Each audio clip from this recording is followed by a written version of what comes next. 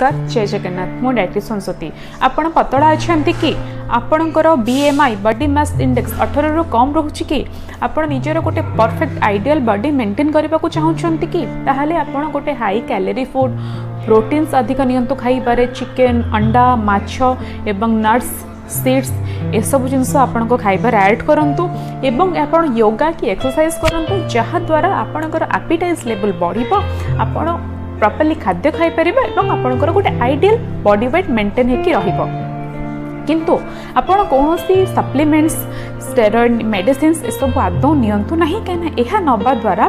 Blood vomiting multi organ failure एमती gastritis vomiting nausea tendency एमती variety of side effect रोची आपण आपनको डाइटिशियन को कंसल्ट करंतु गोटे perfect customise homemade high calorie high protein weight gain diet chart prepare करूँ एवं ताकू फॉलो करूँ यह द्वारा आपण बॉडी रे कौन सी बैड इफेक्ट पड़ो ना ग्रेजुअली आपंकर वेट गेन हम। नमस्कार।